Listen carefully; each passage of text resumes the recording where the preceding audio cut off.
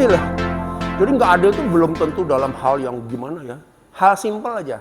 Kalau kita membiarkan orang yang sudah bermasalah, nggak ditegur, nggak dipanggil, nggak di-coach, lalu orangnya dibiarkan begitu saja, berarti kita nggak adil pada yang lain.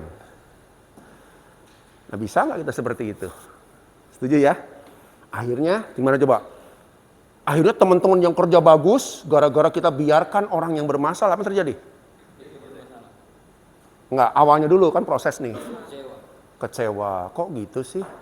Kita disuruh kerja, itu kok enak aja tuh orang itu boleh begitu. Mulai bibit-bibit kecewa muncul. Akhirnya begitu ya?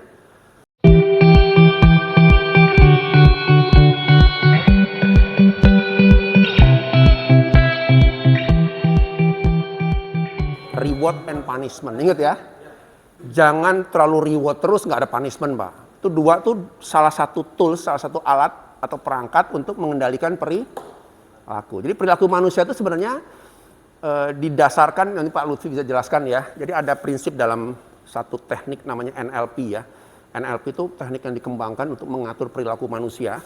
Itu adalah manusia itu mengejar kenikmatan, menghindari sakit. Betul ya? Sama dengan reward punishment enggak? Sama. Dia mencari kepujian, mencari penghargaan dari orang lain. Dia menghindari hukuman. Karena itulah dua alat inilah yang harus kita gunakan. Ya. Saya tanya, kalau ada bawahan yang bermasalah, biasanya siapa yang handle? HRD atau kita? Nah, good. Ya, ini yang benar. Karena banyak di perusahaan lain, itu kalau ada karyawan bermasalah, dikasihin siapa? HRD aja lah, HRD aja. Panggil. Akhirnya yang disegani siapa? HRD. Dia nggak segan sama atasan, nah, kita jadi susah nanti. Betul nggak? Lebih takut sama HRD dibanding sama atasan. Kita yang harus ditakuti, kita yang punya otoritas. Ya, jadi reward and punishment-nya harus clear. Saya setuju, Pak. Ya, tapi jangan juga banyak punishment, betul ya? Jangan apa-apa punishment. Jadi lama-lama orang pikir ya sudah. Coba anak kecil. Ini baru-baru ya, saya ngadepin satu case juga ya. Kalau anak itu selalu disalah-salahkan oleh orang tua, dia tumbuh sebagai anak yang gimana?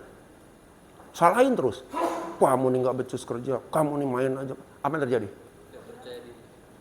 Satu, tidak percaya diri, 50.000. Apalagi coba, anak dia, ini ada kaitan juga dengan kita ngurus bawahan. Satu, membangkang. Siapa yang membangkang tadi? Dia jadi membangkang. Kenapa membangkang? Karena dia berpikir gini ya, saya mau baik atau tidak baik selalu disalahkan. Ya sudah, saya pilih aja di pembangkang sekalian. Itu yang jadi masalah, betul nggak? Bawahan kita juga sama prinsipnya, Pak. Kalau kita terus-terus salahin punishment, mereka nggak akan berubah. Tapi dalam benak mereka bilang apa? Ya sudah, saya dianggap troublemaker ya. Saya troublemakerin sekalian, biar atasan tahu saya troublemaker. Akhirnya begitu. Jadi kita nggak pernah bisa merubah perilaku kalau nggak memainkan reward and punishment dengan baik. Oke, sampai sini ada pertanyaan nggak kira-kira? Gitu ya.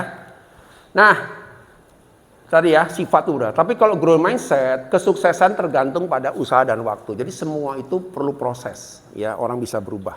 Gitu ya. Nah, lalu yang kedua,